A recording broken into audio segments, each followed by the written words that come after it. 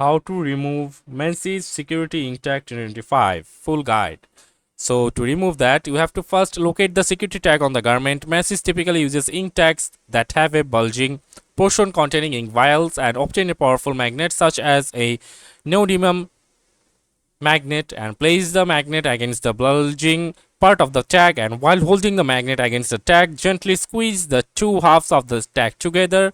This should disengage the locking mechanism and carefully pull the two halves in the tag apart. Be mindful of the ink vials and avoid breaking them. Properly dispose of the separated tag and the pin, and ink tags are designed to break open and release ink if tampered with. So be gentle when attempting to remove them and avoid damaging.